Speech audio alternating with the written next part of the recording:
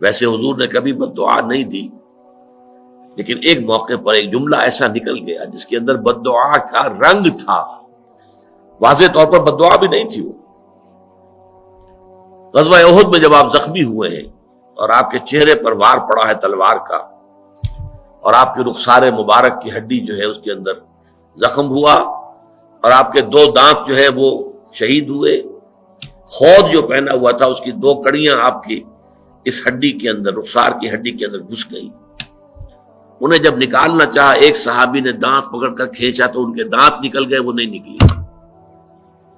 اور پھر کسی اور نے کسی طریقے سے نکالا ہے تو خون کا فوارہ چھوٹا ہے۔ پھر اس پر حضور کی زبان مبارک سے الفاظ نکل گئے، کیف یہد اللہ قوما خضبوا وجہ نبیہم بالدم، اللہ اس قوم کو کیسے ہدایت دے گا جس نے اپنے نبی کے چہرے کو خون سے رنگین کر دیا۔ فوراً آیت اتر آئی، لیس لک من الامر من شیء، لیس لک من الامر شیء، اے نبی آپ کے پاس اختیار کوئی نہیں ہے، اما یعذبہم، اللہ چاہے گا تو انہیں عذاب دے گا، اما یتوب علیہم، اللہ چاہے گا ان کی توبہ قبول کر لے گا۔ یہ اختیار ہمارا ہے، اٹس اور پریروگیٹو، انگریزی میں آپ کہیں گے یہ ہمارا جو ہے یہ خاص اختیار ہے، پریروگیٹو ہے، اس میں کسی کو دخل نہیں ہے۔ اور عجیب یہ تاریخ کا واقعہ بڑا عجیب ہے کہ وہ حادثہ جس شخص کی وجہ سے ہوا، خالد ابن ولید،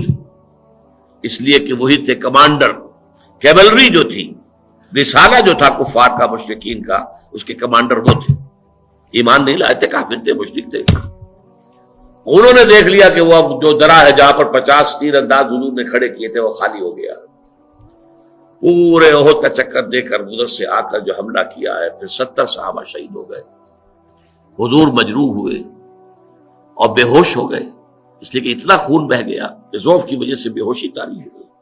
مشہور ہو گیا کہ حضور کا انتقال ہو گیا۔